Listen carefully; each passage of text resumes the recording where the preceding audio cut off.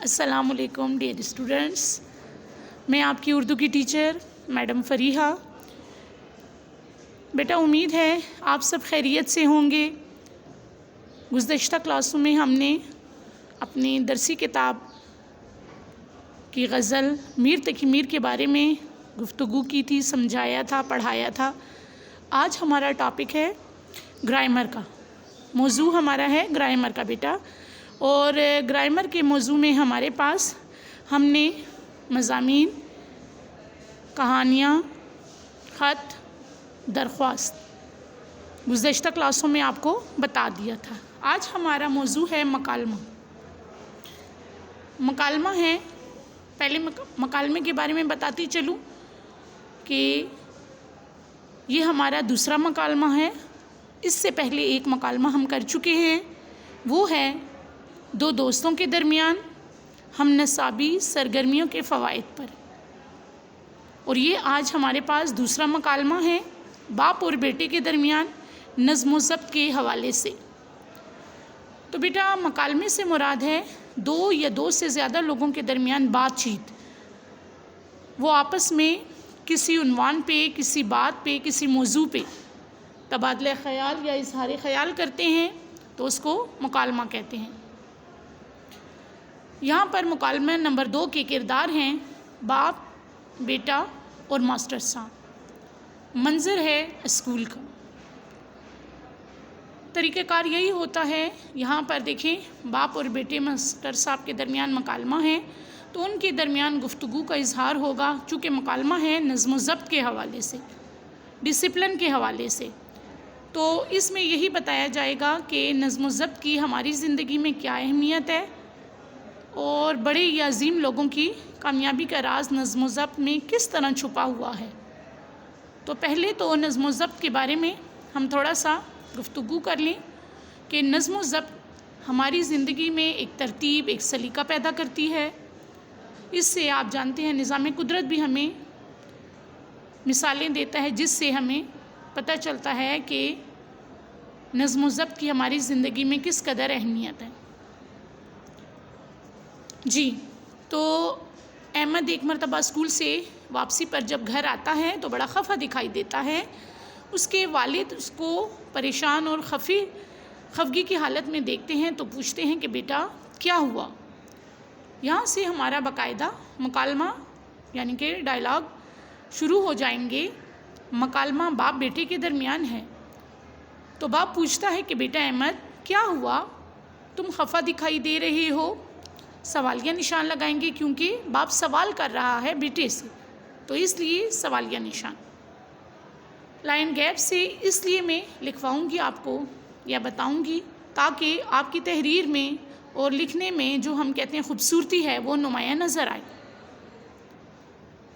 بیٹا باپ کے سوال کے جواب میں کہتا ہے احمد، جی ابو جان، آج بریک میں میرا سارا وقت ضائع ہو گیا، کھیلنے کا موقع ہی نہیں ملا۔ تو پھر باپ سوال کرتا ہے، دیکھیں سوالیہ نشان، باپ سوال کرتا ہے کہ ایسا کیا ہوا؟ یعنی کہ ایسا کیا ہوا کہ تم خفا تھے اور بریک میں تم کہتے ہو کہ میرا سارا وقت ضائع ہو گیا، تمہیں کھیلنے کا موقع بھی نہیں ملا، تو ایسی کیا وجہ ہو گئی؟ تو احمد نے کہا کہ جی آج اسکول میں بریک میں چیزیں لیتے ہوئے ہمارے ماسٹر صاحب نے بچوں کی قطار بنا رکھی تھی۔ قطار یعنی کہ ایک لائن میں بچوں کو چیزیں دلوا رہے تھے۔ تو یہ بات احمد کو شاید مناسب نہیں لگی، اچھی نہیں لگی، تو باپ نے کہا کہ یہ تو اچھی بات ہے، کیونکہ باپ کے نزدیک ایک لائن میں، ایک قطار میں بچوں کا چیزیں لینا ایک نظم و ضبط، ایک ڈسپلن کا طریقہ تھا۔ تو باپ نے کہا یہ تو بہت اچھی بات ہے، لیکن احمد چونکہ ناراض تھا، لیکن ابو قطار میں میری باری آتے آتے کافی وقت لگ گیا اور ماسٹر صاحب بغیر قطار کے مجھے آگے جانے نہیں دے رہے تھے، کیونکہ ماسٹر صاحب کا بھی یہی طریقہ تھا کہ وہ چاہتے تھے کہ ڈسپلن کے ساتھ نظم و ضبط کے طریقے کے مطابق بچے قطار میں آ کر چیزیں لیں اور کسی کا حرج نہ ہو، جس پر احمد خفا ہو رہا تھا۔ باپ نے کہا بھائی یہ طریقہ کار تو بہت اچھا ہے، لیکن تم خفا کیوں ہو؟ سوالیہ انداز میں پھر کہا جائے گا کہ تم خفا کیوں ہو، ٹھیک ہے؟ یہاں پر سوالیہ نشان لگ جائے گا کہ تم خفا کیوں ہو۔ احمد کہتا ہے کہ ماسٹر صاحب کہتے ہیں کہ یہ نظم و ضبط کا طریقہ ہے، یعنی کہ احمد نے جب پوچھا کہ ماسٹر صاحب یہ آپ کیوں کر رہے ہیں، تو ماسٹر صاحب نے بتایا کہ یہ طریقہ ہے جس میں ہمارے لیے بہتری ہے۔ تو احمد نے کہا کہ وہ کیسے؟ باپ نے کہا کہ یہ درست ہے کیونکہ نظم و ضبط ہماری زندگی میں ترتیب و سلیقہ پیدا کرتی ہے۔ ہر کام اپنے مقررہ وقت اور قوانین کے مطابق کرنا ہی نظم و ضبط کہلاتا ہے۔ یعنی کہ باپ جو کہ احمد کو سمجھا رہا تھا، بیٹے کو سمجھا رہا تھا کہ یہ طریقہ کار بہت زبردست ہے، یہ ہماری زندگی میں ایک ترتیب پیدا کرتی ہے، قوانین کے مطابق، اور اپنے کام کو اس کے مقررہ وقت پر کرنا ہی نظم و ضبط کہلاتا ہے۔ اور بیٹا اگر آپ کو میں ایک بات بتاتی چلوں نا، تو نظم و ضبط آپ دیکھ لیں ہماری زندگی میں ہر جگہ نظر آئے گا، چاہے وہ شادی ہے، چاہے وہ گھر کے لیے کوئی ہم ختم یا کوئی تہوار ہمارا ہوتا ہے، یا اسکول میں آپ دیکھ لیں، یا ہم کہتے ہیں جس کہیں اور کسی فنکشنز کے موقع پر، تو نظم و ضبط جو ہے وہ ہماری زندگی میں کامیابی کی نشانی ہے۔ اگر ہم نظم و ضبط کو، اب ایک طالب علم ہے تو اس کے لیے نظم و ضبط کیا ہے کہ وہ اپنے ہر مضامین کے لیے تیاری کرے گا، دہرائی کرے گا، کھیل کود کا مقررہ ٹائم ہوگا، ہر مضمون کو اس کے مقررہ جو اس نے ٹارگٹ یا سلیبس رکھا ہوا ہے اس کے مطابق۔ یا آپ دیکھ لیں کہ یہ نظام قدرت بھی نظم و ضبط کی بہترین ہم کہتے ہیں کہ تصویر ہے۔ سورج کا وقت پر آنا، چاند کا وقت پر جانا یا غروب ہو جانا، یا ہم کہتے ہیں کہ پہاڑوں کی یا موسموں کی تبدیلی جو ہے، یہ ایک نظم و ضبط کی ہم کہتے ہیں کھلی نشانی ہے، جو کہ ہمیں نظم و ضبط کا ثبوت دیتی ہیں۔ تو پھر احمد نے یہ بات سن کر کہا کہ اس سے کامیابی کا کیا تعلق؟ پھر سوال کر رہا ہے احمد کہ اس سے کامیابی کا کیا تعلق؟ نظم و ضبط تو زندگی میں ترتیب پیدا کرتا ہے۔ تو باپ نے جواب دیا، کیوں نہیں، یہی تو نظام کی کامیابی ہے۔ عظیم لوگوں کی کامیابی کا راز بھی نظم و ضبط میں پوشیدہ ہے، کیونکہ عظیم لوگ اپنے کام کو اعتدال، میانہ روی اور نظم و ضبط کے ہی ساتھ کرتے تھے۔ اپنے کام کو نظم و ضبط کے ساتھ کرنا ہی ہماری زندگی میں بہتری کی علامت ہے۔ اگر ہم بیٹا اپنی زندگی میں نظم و ضبط کو نکال دیں گے تو ہماری زندگی درہم بھرم کا شکار ہو جائے گی، جس کی وجہ سے بڑے مسائل ہماری زندگی میں پیدا ہو جائیں گے۔ تو اگر ہم اپنی زندگی کو بیٹا کامیاب کرنا چاہتے ہیں، کامیاب بنانا چاہتے ہیں، تو اس کے لیے ہمیں نظم و ضبط کے اصولوں کو مد نظر رکھنا ہوگا۔ تو احمد نے کہا، جب باپ نے اس کو یہ بات بتائی تو احمد نے کہا کہ کیسے؟ ایک طالب علم کو اس سے کیا فائدہ ہے؟ یعنی کہ وہ کہتا ہے کہ آپ تو کہہ رہے ہیں یہ ساری باتیں، تو مجھے یہ بتائیں کہ میں، یعنی کہ ایک طالب علم کو اس سے کیسے فائدہ پہنچ سکتا ہے؟ باپ نے کہا کہ اگر تم بھی زندگی میں کامیاب ہونا چاہتے ہو یا کامیابی حاصل کرنا چاہتے ہو تو امتحان کی تیاری، کھیل کود کے لیے اپنی زندگی میں نظم و ضبط کو برقرار رکھو یا اچھے طریقے سے نظم و ضبط پر عمل کرو، اسی طرح تم کامیاب ہو سکتے ہو۔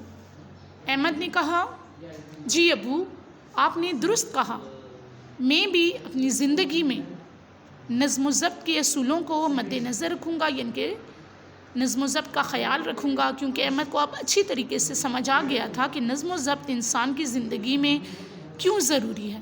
اس لیے اس نے ابو سے کہا کہ جی، آپ کی بات مجھے اچھی طرح سمجھ آ گئی ہے، اور میں اب اس بات کا خیال رکھوں گا کہ اپنی زندگی میں نظام کائنات کی طرح یا نظم و ضبط کو مد نظر رکھوں گا تاکہ میں کامیاب زندگی گزار سکوں۔ باپ نے کہا، شکر ہے تمہیں نظم و ضبط کی اہمیت کا پتہ چلا، یہی تو میں تمہیں سمجھا رہا تھا۔ بیٹا الفاظوں کا رد و بدل آپ کر سکتے ہیں، کیونکہ یہ ایک مکالمہ ہے، اس میں دو لوگوں کے مابین یا درمیان ہم کہتے ہیں کہ گفتگو کا ہم کہتے ہیں کہ آغاز ہوتا ہے، تو اس گفتگو کے آغاز میں آپ اپنا جو ہم کہتے ہیں گفتگو کا انداز ہے وہ تبدیل بھی کر سکتے ہیں، لیکن جس بات، جس ٹاپک، جس موضوع کے بارے میں مکالمہ دیا گیا ہے اس کو آپ ملحوظ خاطر رکھیں گے، یعنی کہ نظم و ضبط کے بارے میں ہے تو بات اسی کے متعلق ہوگی۔ احمد کہتا ہے کہ جی بالکل، میں اب سے اپنے اسکول میں بھی نظم و ضبط کا خیال رکھوں گا اور اپنے دوستوں کو بھی اس کی اہمیت کے بارے میں بتاؤں گا، کیونکہ یہ بہت ضروری ہے۔ پھر آخر میں جو طریقہ کار ہے کہ احمد والد سے کہتا ہے کہ چلے آئیں، کھانے کا وقت ہو گیا ہے، کھانا کھاتے ہیں۔ یہ کہہ کر دونوں یعنی کہ باپ بیٹا کھانا کھانے چلے جاتے ہیں۔ یہاں پر بیٹا ہمارا مکالمہ ختم ہو جاتا ہے۔ طریقہ کار سارا آپ نے دیکھ لیا۔ بہتر ہے کہ آپ بھی اسی طرح کے مکالموں کی پریکٹس کریں، کیونکہ جب بعض اوقات امتحان میں انسین یا ہم کہتے ہیں کہ کوئی مکالمہ آ جاتا ہے تو آپ کی اتنی مشق ہو کہ آپ کو اچھے طریقے سے کسی بھی مکالمے یا کسی بھی موضوع پہ آپ کو اظہار خیال کرنا آتا ہو۔ بہترین اور خوبصورت انداز میں لکھیے گا، رائٹنگ نیٹ کیجیے گا بیٹا، اور بہت ہی خوبصورت اسکیچز ڈیزائن کی مدد سے اپنے کام کو اچھے اور خوبصورت انداز میں کیجیے گا۔ اپنا خیال رکھیے گا۔ اللہ حافظ۔